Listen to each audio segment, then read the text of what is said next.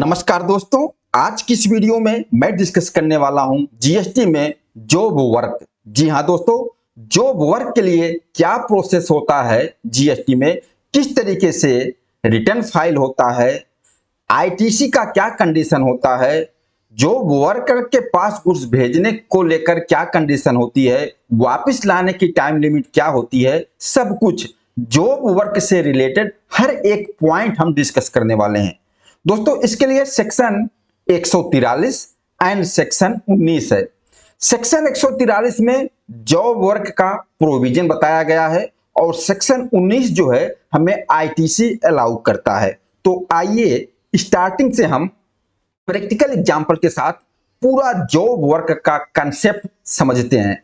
मान लीजिए एक सप्लायर है, रजिस्टर्ड पर्सन, जिसको हम प्रिंसिपल बोल रहे हैं।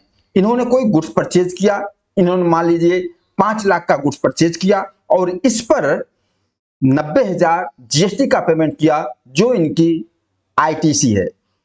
अब होता क्या है कि इस गुड्स को, जो 5 लाख का गुड्स इन्होंने परचेज किया, ये इसको अपने जॉब वर्कर के पास भेजते हैं। इस पर कुछ जॉब वर्क करवाना है। अब यह गुड्स तो इनके प्लेस से बाहर जा रहा है, लेकिन गुड्स सेल नहीं हो रहा है। इनके प्लेस पर आया, इनके गोडाउन में आया, अब इनके गोडाउन से बाहर जा रहा है, जो वर्कर के प्लेस पर सेल नहीं हो रहा है। तो सवाल यह उठता है कि जब गुड्स सेल नहीं हुआ और इनके प्लेस से बाहर जा रहा है, जो 90,000 आईटीसी इस गुड्स पे है, क्या वह सप्लायर जो प्रिंसिपल है वह 90,000 आईटीसी क्लेम कर सकते हैं? तो बिल्कुल, या 90,000 आईटीसी ये क्लेम कर सकते हैं। इसके लिए इनको इंतजार नहीं करना है और यह सेक्शन 19 हमें अलाउ करता है। तो फिर जॉब वर्क के लिए गुड्स भेजा कैसे जाएगा? क्या उसके लिए कोई बिल बनेगा? देखिए, सप्लाई तो है नहीं। इसके लिए सेक्शन 143 रूल 55 के हिसाब से डिलीवरी चालान बनाकर इस गुड्स को भेजा जाएगा जॉब वर्कर के पास। डिलीवरी चालान बनेगा और ई वे बिल भी बनेगा। देखिए, जिस डिलीवरी चालान के थ्रू आपका गुड्स जॉब वर्कर के पास जा रहा है, इस चीज पर गवर्नमेंट की नजर रहती है। ऐसा नहीं, ऐसा भी तो हो सकता है कि हमने किसी को गुड्स भेजा है और डिलीवरी चालान बना दिया, ई वे बिल बना दिया और बोल दिया कि जो वर्क के लिए भेज रहा हूं, माल तो उसके पास पहुंच गया और उसके बाद वहां से माल वापस आ रहा है कि नहीं आ रहा है, हमने उसको 2 नंबर में माल सेल कर दिया। इसके लिए डिलीवरी चालान के थ्रू जो माल जाएगा, जो जो प्रिंसिपल होगा, उसको जॉब वर्क की एक रिटर्न भी फाइल करनी होती है। और वह रिटर्न कौन सी होती है? आईटीसी 04। ये देखिए, इस तरीके से आईटीसी 04 ये है। प्रिंसिपल ये रिटर्न फाइल करेगा, जो वर्क वाले रिटर्न इसको बोलते हैं आईटीसी 04। अब आईटीसी 04 में देखिए टेबल नंबर 4 है। अब इस टेबल नंबर 4 में आपको सारी डिटेल देनी पड़ेगी। जिस डिलीवरी चालान के थ्रू आपने गुड्स भेजा, वह हर एक डिलीवरी चालान की एंट्री आपको इसमें देनी होगी, जो आप आईटीसी 04 फाइल करते हैं। यहां पर जॉब वर्कर का जीएसटी नंबर, वह रजिस्टर्ड है, कौन से स्टेट में है, job worker type, challan number, challan date, types of goods, description of goods, कितनी क्वांटिटी, कोड क्या है, क्वांटिटी कितना, उसका टैक्सेबल वैल्यू है। देखो, जो आप चालान बनाओगे उसमें आप बिल्कुल जिस तरीके से टैक्स इनवॉइस बनाते हो ना, सब मेंशन करोगे। इतना उसकी टैक्सेबल वैल्यू है, उस पे इतना जीएसटी है। सप्लाई नहीं है, लेकिन आपको डिलीवरी चालान में मेंशन करना होगा और इस रिटर्न में भी आपको दिखाना होगा। तो जो डिलीवरी चालान के थ्रू आप माल भेज रहे हो, उसका जब आप आईटीसी 04 फाइल करोगे तो यहाँ टेबल नंबर 4 में सारा रिकॉर्ड देना होगा और इस तरीके से ये रिकॉर्ड डिपार्टमेंट के पास पहुंच जाएगा कि आपने इतना गुड्स अपना जो वर्कर के पास भेजा है, वह चाहे इनपुट गुड्स है या कैपिटल गुड्स है, आपको डिलीवरी चालान के थ्रू डिटेल देनी होगी। ओके, अब आ जाइए समझते हैं कि मान लीजिए हमने डिलीवरी चालान बना के, ई वे बिल बना के जॉब वर्कर के पास माल भेज दिया, लेकिन कुछ तो टाइम लिमिट होगा कि कब तक हमें गुड्स को जॉब वर्कर के प्लेस से वापस लाना है। तो आइए उस टाइम लिमिट को देखते हैं। देखिए, आप जॉब वर्कर के प्लेस से गुड्स को वापस भी ला सकते हो और जॉब वर्कर के प्लेस से गुड्स को सेल भी कर सकते हो, लेकिन उसकी क्या कंडीशन होगी उसको हम समझने वाले हैं। या एक जॉब वर्कर के प्लेस से दूसरे जॉब वर्कर के प्लेस पर भेजना चाहते हो तो भी भेज सकते हो। मान लीजिए आपने एक जॉब वर्कर के प्लेस पे भेजा, वहां पर आपका पूरा काम फिनिश नहीं हुआ, अब उस जॉब वर्कर के प्लेस से दूसरे जॉब वर्कर के प्लेस पर भेज रहे हो, तो उसके लिए भी आपको डिलीवरी चालान बनानी होगी। और उसके लिए देखिए टेबल नंबर 5A नहीं सॉरी, ये टेबल नंबर 5A जो है, अगर आपका गुड्स रिटर्न आता है जॉब वर्कर के प्लेस से तो टेबल नंबर 5A है। और अगर जॉब वर्कर के प्लेस से दूसरे जॉब वर्कर के प्लेस पर भेज रहे हो तो ये टेबल नंबर 5B।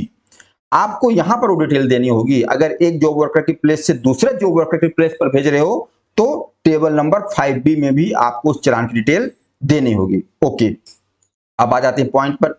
लेकिन ऐसा एक चीज ध्यान रखना, जो टाइम लिमिट हम देख रहे हैं कि आपके गुड्स को जॉब वर्कर की प्लेस से किस टाइम लिमिट में आपको रिटर्न लेना है, उस टाइम लिमिट को हम समझ रहे हैं। देखिए, अगर आपने इनपुट गुड्स भेजा है जॉब वर्कर के पास, तो इनपुट गुड्स 1 साल के अंदर वापिस आ जाना चाहिए जॉब वर्कर की प्लेस से। या फिर जॉब वर्कर के प्लेस से आप डायरेक्ट सेल कर सकते हो, लेकिन आपको वो टाइम लिमिट सब 1 ही साल का है। 1 साल के अंदर या वापिस लेकर आ जाओ या आप सेल कर दो। इनपुट गुड्स के केस में अगर आपने कैपिटल गुड्स भेजा है तो कैपिटल गुड्स के केस में आपको 3 साल का टाइम लिमिट है। आपको जिस डेट को आपने भेजा है, जो डिलीवरी चालान डेट बनाई है, वहां से 3 साल के अंदर या तो आप वापिस लाइए या तो जॉब वर्कर की प्लेस से सेल कर दिए, कुछ भी हो। लेकिन इनपुट गुड्स के केस में 1 साल की टाइम लिमिट है, कैपिटल गुड्स के केस में 3 साल की टाइम लिमिट है वापिस लाने की। अब ये भी ध्यान रखना, अगर आप एक जॉब वर्कर की प्लेस से दूसरे जॉब वर्कर की प्लेस पे भेज रहे हो तो टाइम लिमिट यही रहेगी। ऐसा नहीं कि एक जॉब वर्कर के लिए 1 साल मिल गया, फिर हम दूसरे जॉब वर्कर के पास भेज दिए, उसके लिए 1 साल और मिल गया, ऐसा नहीं। टाइम लिमिट यही होगा, इनपुट्स के लिए 1 साल, कैपिटल गुड्स के लिए 3 साल। ओके, इस टाइम लिमिट में आपको गुड्स को वापस लाना है। अब देखिए, कैपिटल गुड्स में कुछ चीजें हैं जैसे मोल्ड्स, डाइज, जिग्स, फिक्चर्स, ये सब चीजें हैं। अगर ये सब चीजें आप 3 साल के अंदर वापस नहीं लाते हो, कोई दिक्कत नहीं, इसके लिए 3 साल की कोई लिमिट नहीं है, ये छूट है।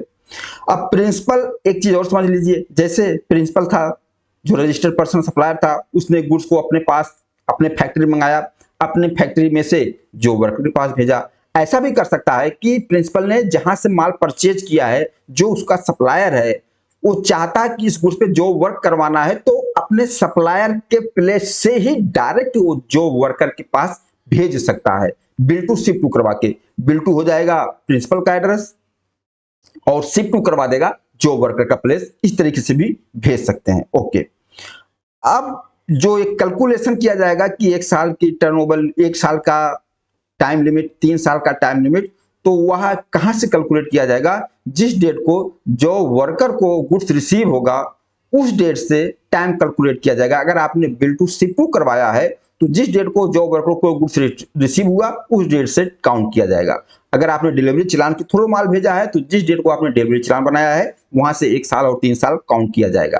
ओके, अब हम देख लेते हैं, अगर मान लीजिए हम गुड्स वापस नहीं लाते, जो वर्कर से फिनिश गुड्स तैयार करवाया और जो वर्कर के प्लेस से ही गुड्स को हम सेल करना चाहते हैं, तो उसके लिए क्या कंडीशन है? देखिए, अगर जो वर्कर के प्लेस से आप गुड्स सेल करोगे तो आप टैक्स इनवॉइस बनाओगे, क्योंकि आपने गुड्स सेल कर दिया।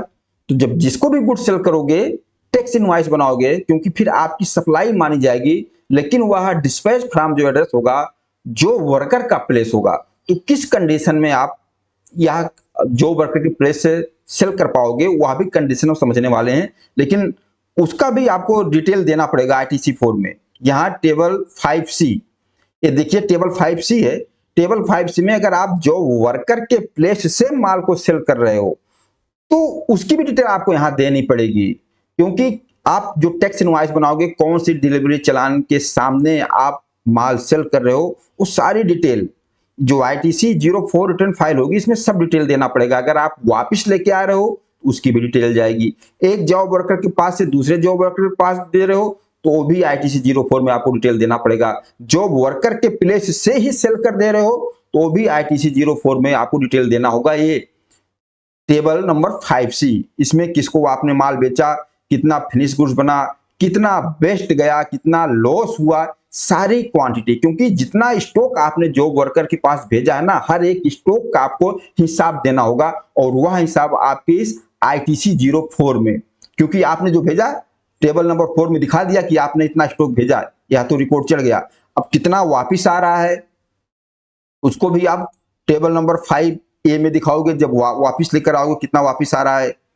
अगर एक जॉब वर्कर के प्लेस से दूसरे जॉब वर्कर के पास भेज रहे हो तो उसकी डिटेल टेबल 5B में दिखाओगे।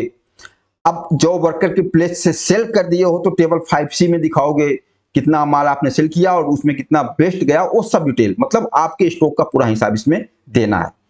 अब आ जाइए मेन पॉइंट, अगर जॉब वर्कर के प्लेस से भेजना है तो कौन कौन सी कंडीशन हमें देखनी होगी। देखिए, अगर जॉब वर्कर रजिस्टर्ड है, जॉब वर्कर रजिस्टर्ड है तो आप उसके प्लेस से डायरेक्ट सेल कर सकते हो, तो फिर कोई दिक्कत नहीं। अगर जॉब वर्कर आपका रजिस्टर्ड पर्सन है तो कोई दिक्कत नहीं, आप उसकी प्लेस से सप्लाई कर दीजिए। अगर आपका जॉब वर्कर अनरजिस्टर्ड है, जॉब वर्कर रजिस्टर्ड पर्सन नहीं है, अनरजिस्टर्ड है, तो उस प्लेस को आपको जीएसटी में एडिशनल प्लेस ऑफ बिजनेस दिखाना पड़ेगा, फिर आप डायरेक्ट वहां से गुड्स को सेल कर पाएंगे, वरना आप वहां से डायरेक्ट गुड्स को सेल नहीं कर सकते। अगर मान लीजिए जहां आपका जो वर्कर है वहां आपका कुछ स्क्रैप बच जाता है, गुड्स बच जाता है, तो आप जो वर्कर जो है उसको सेल कर सकता है, जो वर्कर उसको ले सकता है। अगर गुड्स का स्क्रैप बचा है तो अगर या तो आपका जॉब वर्कर अनरजिस्टर्ड है, आपको वहां से सेल करना है, तो आप कमिश्नर से परमिशन लेके वहां से सप्लाई कर सकते हो जॉब वर्कर के प्लेस से।